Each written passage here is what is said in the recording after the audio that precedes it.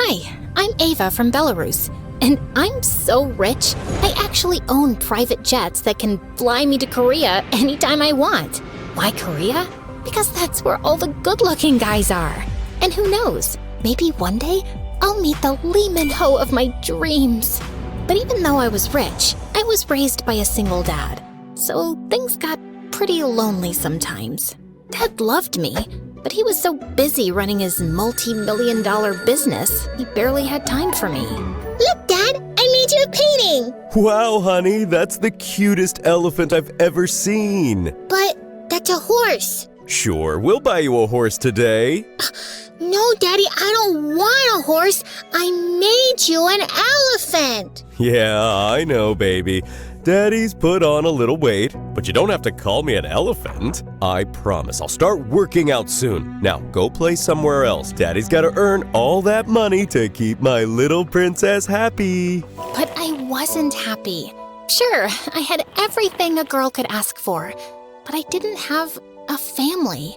And every time I saw other kids out with their parents, laughing and having fun, it boiled my blood. Like when I was 9, I was on my way to school when I saw a classmate hopping out of his mom's tiny car. He saw me watching and then turned and smiled at me. Whoa, that car is insane! Bet it feels awesome showing up in that every day. Yeah, my dad got it for me on my birthday. Was that your mom who dropped you off? Yup. Lucky you. I don't have a mom, in case you're wondering why I suddenly look like a sad puppy. Oh, I didn't either. I used to live in an orphanage. Then a few years ago, this super nice couple adopted me. Now they're my parents. So, you got a family at an orphanage? Basically, you stay there for a while and then someone awesome picks you. Anyway, I'll see you in class. He ran off, completely unaware that he had just detonated something inside me. So, if I wanted a family, all I had to do was wait around in an orphanage and sooner or later, someone would pick me up. But when I walked in, the lady at the front desk looked up from her computer, surprised. Sweetie, did you get lost? No, I'm here to get adopted. I'm sorry? Do I need to fill out a form? Is there a waiting list? I'd prefer a family with a fun grandma and a dog that doesn't bite. She just stared at me like I had 2 heads and then called the police. They informed my dad and soon he came to take me home. Ava, are you crazy? Why would you walk into an orphanage like that? Because I thought that's how you get a family. I am your family. No, you're not. You barely spend any time with me. You never take me out. You don't even drop me to school. My classmate's mom picks him up and drops him off every single day, and he's adopted. I thought if I just waited around long enough, maybe someone awesome would come pick me too. After that day, Dad tried to be more present, but between his endless meetings and 3 a.m. business calls, it just wasn't happening. So he hired a nanny for me, and that's how Maria came into my life. At first, I thought Dad was just brushing me aside like he always does, so I made it my mission to scare Maria away. I hid her phone, poured salt in her tea, faked allergies to every meal she cooked. But Maria never flinched. She just smiled, cleaned up the mess, and carried on. Then one night, I fell terribly sick. Dad was out of town for a business dinner and couldn't make it back till morning, so Maria stayed with me. Do you have something to say? No, I mean, yes. You know you can leave whenever you want. I'm used to being alone. I could, but I'm not leaving you when you have a fever. Besides, I hate my tiny room. Yours is way cooler. And I'm bored too. So I thought I'd watch a movie while you rest. Do you mind if I use your TV? What movie? Moana. It's my favorite. No way, mine too. That night, Maria sat next to me while I curled up under my blanket watching Moana and slurping the best chicken soup I'd ever tasted. And after that, we got closer. She got me ready for school, picked me up, helped with homework, and showed up at my school events. On weekends, we'd camp out in the backyard, and she'd tell me the wildest stories. Life was good, and it only got better with time. I was doing well in school, had a solid group of friends, and a packed social calendar. I was happy until my 17th birthday, when Dad came home with a surprise. Sweetie, this is Cynthia and her daughter Maddie. We're gonna get married soon. You're what? When? Why am I only getting to know about this now? I wanted to be sure about my decision before I broke the news to you. Yeah, Dad, but... But what, big sis? We're gonna be a family soon. I'm so excited. I've always wanted a big sister because big sisters are awesome. They braid your hair, teach you makeup, and you can borrow their clothes. It's so cool. You'll let me borrow your clothes, right? Yay! I knew you would say yes. This is gonna be just perfect. Come, let's cut your cake now. And not long after, she and Cynthia officially moved in.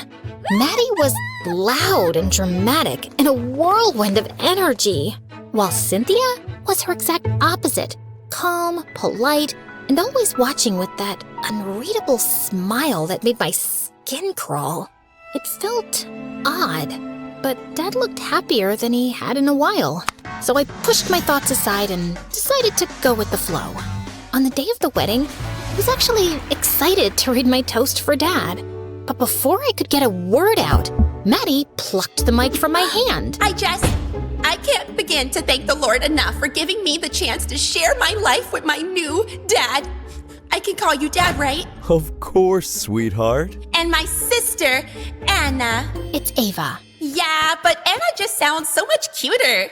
Like one of those adorable main characters from MSA. Oh my gosh, you guys watch MSA, right? It's literally the best channel ever. Subscribe now, people.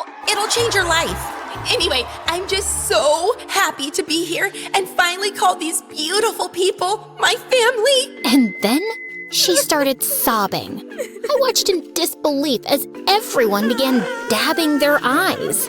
I thought maybe Maddie was genuinely excited to have a new family. But as the days went by, she went completely overboard. Ava, look, I totally revamped your dress. Doesn't it look way cooler now? That was my mom's dress. Oh no, I'm so sorry. I just really loved the color, but the frills made it feel too heavy, so I chopped them off. You're not mad at me, are you? I was, but Maddie looked like she was gonna break into a million pieces, so I just took my dress and left without saying a word. But a few days later... Oh my gosh! Your room is so big and airy! Mine looks like the cupboard under Harry Potter's stairs. It's literally as big as mine. But I want to stay with you! I've never lived in such a big house, and sleeping alone creeps me out. Pretty please, let me stay with you. In less than an hour, Maddie had completely taken over my room. And it didn't help that she farted the whole night. She would raid my closet, turn my makeup upside down, and even at school, she was constantly clinging to me. And it was getting really suffocating. So I started hiding and avoiding her altogether. What are you doing in the guest room? I've been looking everywhere for you. I'm hiding in here because if I have to look at Maddie's face for one more second, I'll lose my mind. She's like 10 hyper toddlers stuffed into one person. And Cynthia keeps giving me these cold, polite smiles that creep me out. And Dad looks like he's all happy with his new family, and I don't even matter anymore. That's not true. You know your dad loves you. Maybe he thinks if he makes Cynthia and Maddie feel welcome, they'll settle in easier. And he's hoping you'll help him do that. Why is that my job? I didn't ask for any of this. I have no space for Maddie, and I feel like a guest in my own house. Then talk to your dad and tell him how you're feeling. He's not a mind reader. But first, I saved you some souffle. I know you love it. Maria smiled as I gobbled up the dessert, and somehow I felt a little better. All night, I rehearsed exactly what I was going to say to Dad. But the next morning, when I came down for breakfast, he turned to me angrily. What is it that I'm hearing, Ava? I have no idea. Let me help. Maddie shoved her phone in my face, and it was a recording of me and Maria talking about her in my room last night. Hey, that's some serious invasion of privacy. You think I care? You were bad-mouthing me to a maid. You said that you hate me, that you wish I was gone. I never said that.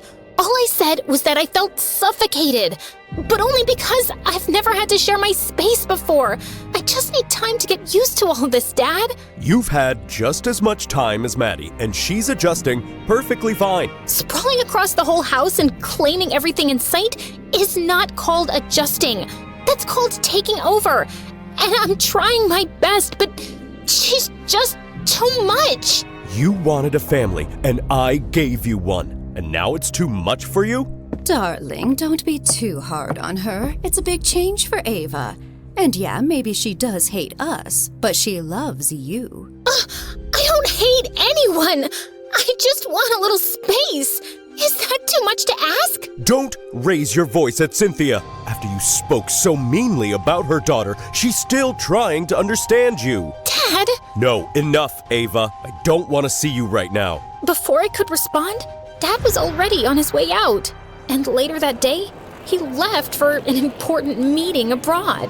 I kept trying to call him, hoping we could talk things out, but he didn't answer. And then, around evening, Maria barged into my room. It's your dad. His plane is missing. What do you mean, missing?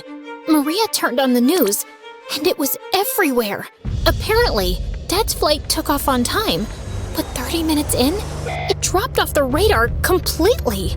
Authorities were looking into the matter, but no one knew where the plane had vanished. No, this can't be real. I dropped to my knees and sobbed into Maria's lap like I was a kid again. It felt like my whole world was crashing. The next few days, I did everything I could to track Dad down. I went to the police station, spoke to airport authorities 100 times, but no one had any answers yet. I was devastated.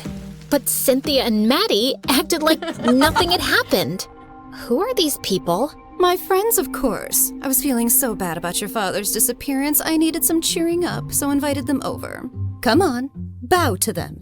What? That's how we greet guests from where I come. Do you come from a different planet? 'Cause that's not what we do here. Is that the pain-in-the-butt daughter you were telling us about, Cynthia? She sure as heck looks like one. Oh, don't mind her. She's just got this nasty little habit of poking her nose in everyone's business. And Ava, you're 17, darling. Don't you have something better to do than sulking around? Now shoo, and don't embarrass me in front of my friends. She didn't even pretend to be sad that Dad was gone. And from there, things only spiraled.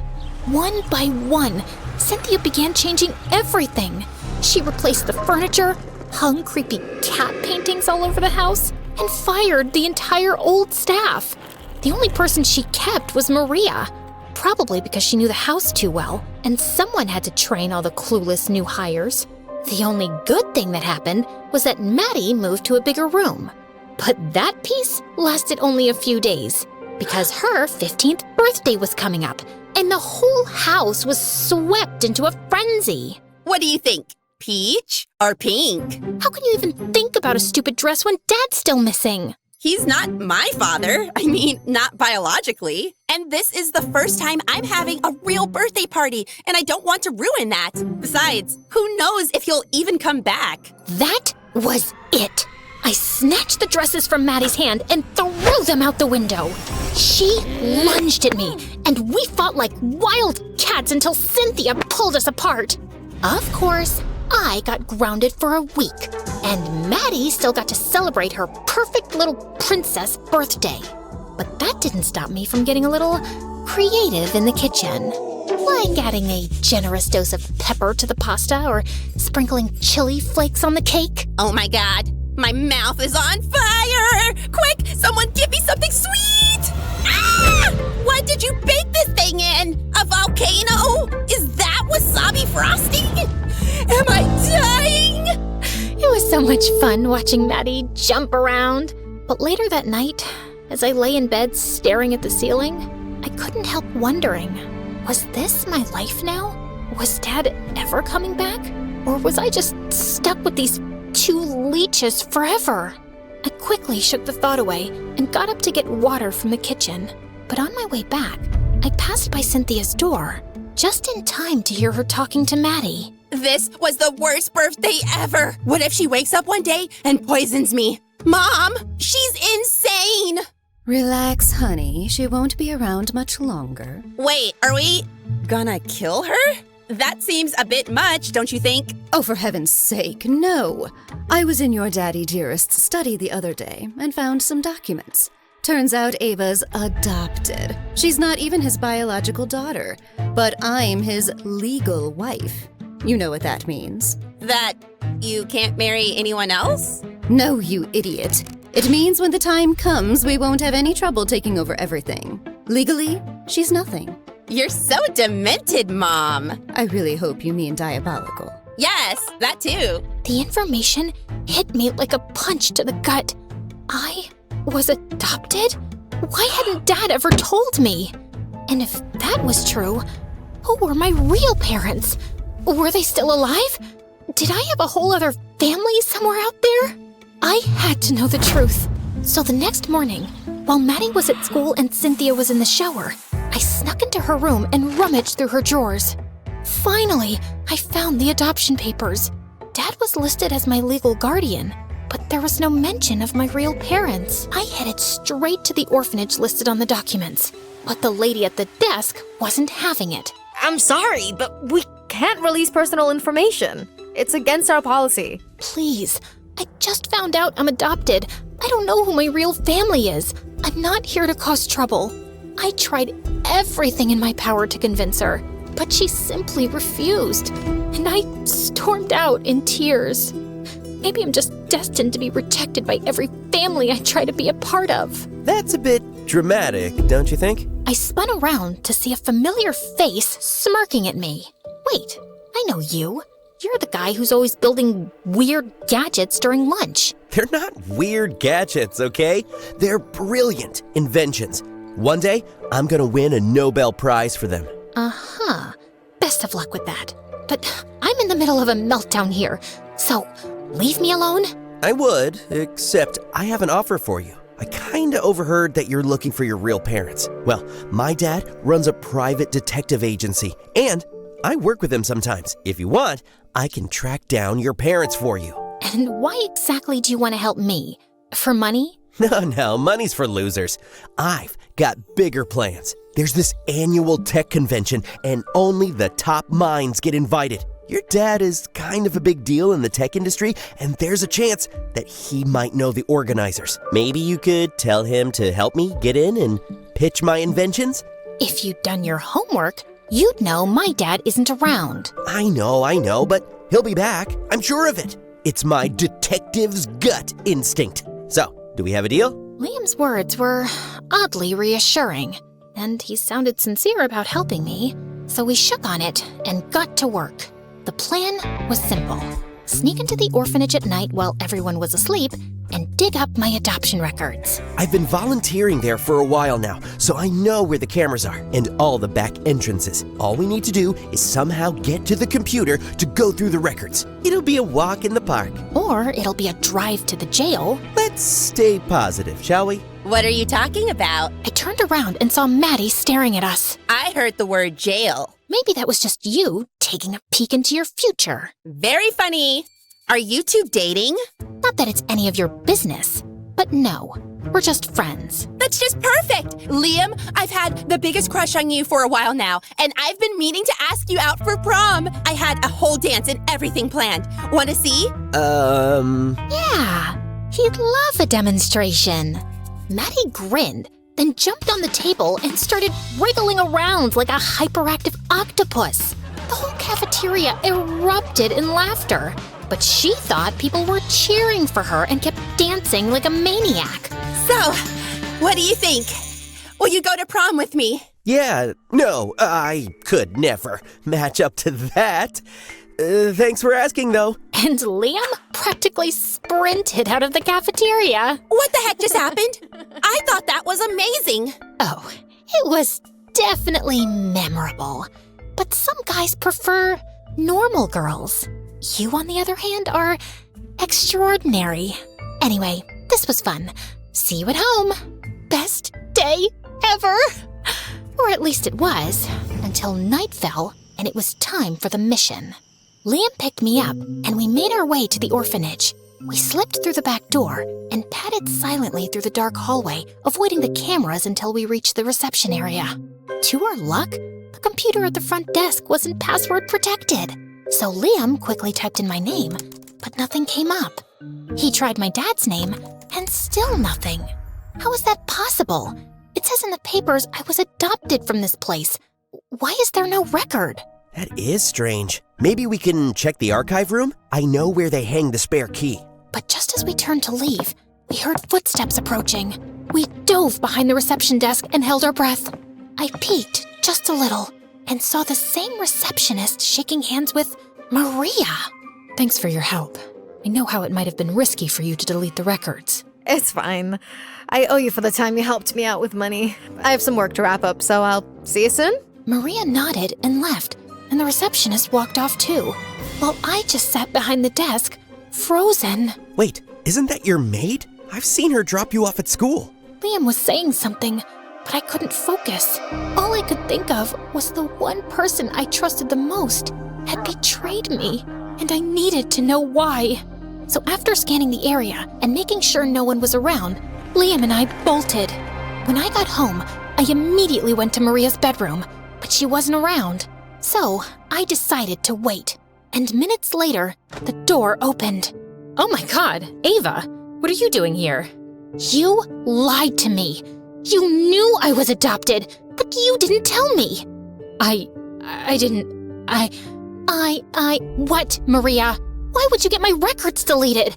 And don't you dare lie. I saw you with the receptionist at the orphanage just now.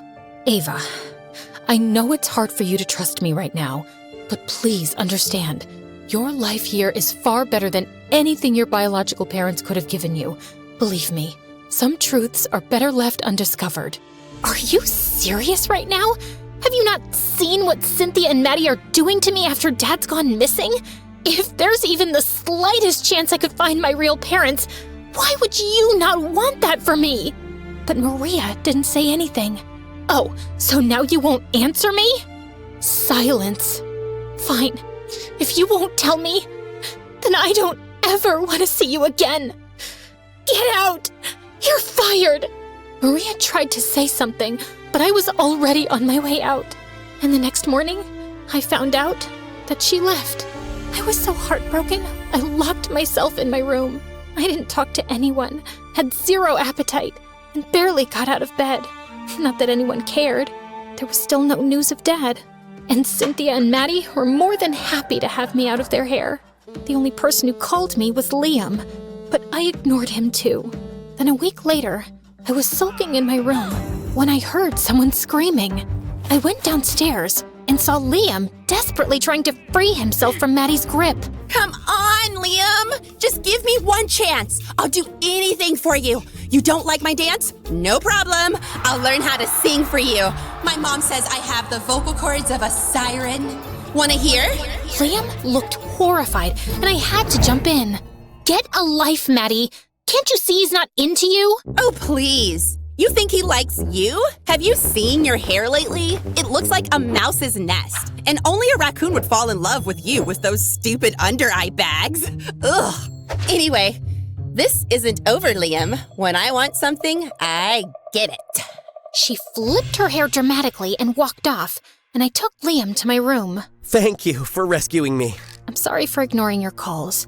I haven't been feeling great. It's okay. I get that you were shocked. But I have something you need to know. Liam told me that after the orphanage mission tanked, he went back through my adoption documents to see if we'd missed anything. And we had. A tiny signature at the bottom. At first, I didn't think much of it. But then I figured whoever oversaw your adoption probably signed other documents around that time too. So I went to the archive room and started checking old files. And voila, the signatures matched. They're Maria's. What?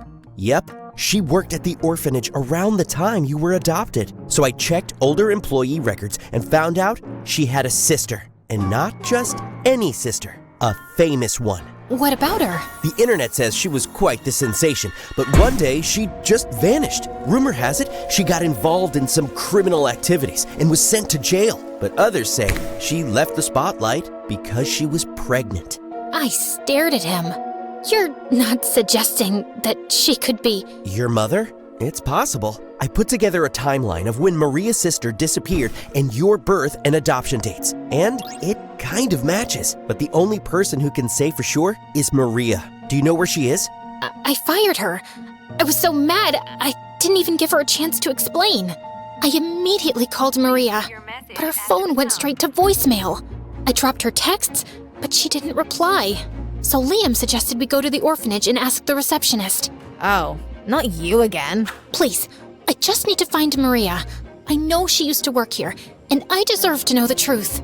The woman sighed, pulled out a paper, and scribbled down an address. Whatever you find, just know that Maria loves you deeply. We left for the address the woman had given me. It was a quiet house somewhere on the outskirts of the city. Liam and I knocked on the door, and Maria opened it. I told her everything we'd found, and she finally came clean and told me that my real mother was indeed her sister. She was 15 when she ran away from home to become an actress, and somehow she made it. She was very money hungry and kept wanting more, so I wasn't shocked when the news broke about her being involved in some financial scandal. And then she simply vanished after that. I tried getting in touch with her, but she was just gone. Until a year later, she showed up at my doorstep with you. She said she was sorry and wanted a chance, and I believed her. But a week later, she ran away and left you in my arms. And you gave me away to the orphanage. I tried my best to care for you, but I was just a low-wage worker at the orphanage. I couldn't give you the life you deserved, so I put you up for adoption. It broke my heart, but it felt like the right thing to do. Then why did you come back into my life? I just wanted to see you again, so I tracked down the couple who had adopted you, and that's when I found out your adoptive mom had passed and your dad was looking for a nanny. I loved you so much. Watching you grow up was a gift I never thought I'd get back, so I took the job. I'm sorry. I thought I was doing the right thing. Oh God, I wish you would have just told me the truth. I wanted to tell you so many times, but I was too ashamed. I didn't want you to know that both your mom and I had abandoned you. And when I saw you living like a princess, I thought you'd be too embarrassed to accept that your maid was actually your aunt. That doesn't matter. You've always been a mom figure to me. You've always showed up for me like any parent would. Knowing we're actually family just makes me even happier. I would never be ashamed of you. Maria broke down in tears, and I found myself hugging her. Sorry, this is just... well, can I hug you too? Liam joined in too, and the three of us wept like babies. Eventually, we pulled ourselves together. I want you to come home now, not as my maid, but as my mom. Oh, I will. But there's something I need to do first. Mom told me that after she left home, she started doing some digging on Cynthia. I always thought Cynthia was off, but I never acted on it because I was too focused on you. But after I left, I couldn't shake the feeling that she might hurt you. So I did some research, and it turns out Cynthia's a con woman. She scammed multiple men across different states, drained their bank accounts, and vanished without a trace. Your dad was just her next target.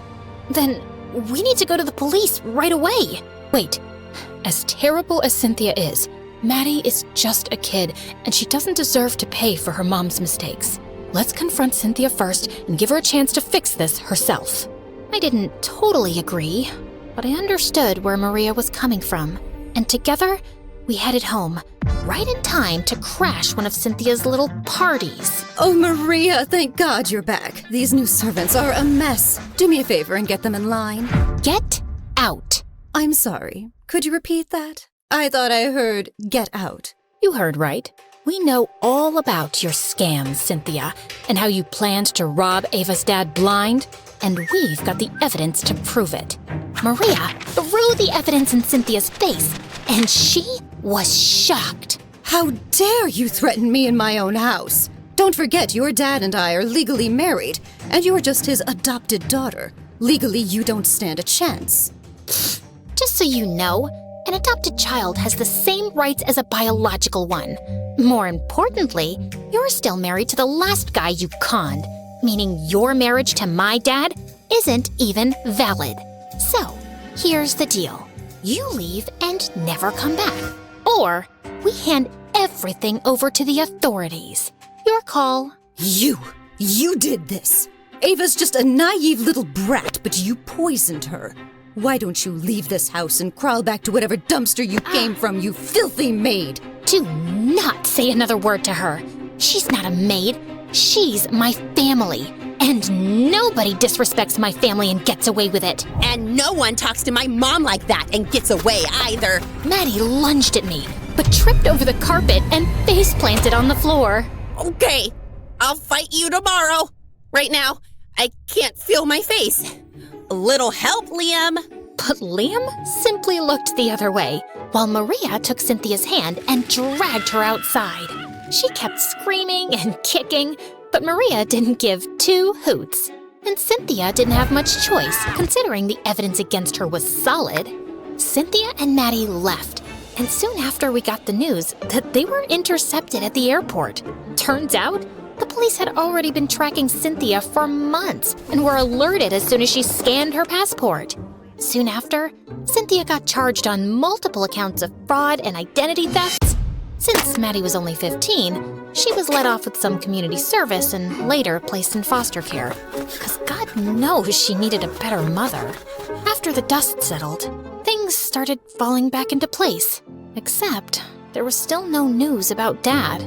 Weeks passed, and I was slowly losing hope. Until one day, I was at school, and Liam came running to me. Ava, there's a man here. He's looking for you. My heart stopped as I made a run for the door. And when I got outside, I saw my dad waiting for me. I ran into his arms and hugged him. And he told me how there were technical problems in his plane, and they had to make an emergency landing on a remote island. While the rescue team found us, I had a lot of time to think how I always gave my work more priority over you. But I promise you that's gonna change, even if you have an aunt now. You know? I didn't, but Maria told me when I got home. Now that I think about it, the way she looked after you, that kind of love doesn't come from just doing a job. But Ava, blood or not, you've always been my daughter. I'll always love you. I love you too, Dad.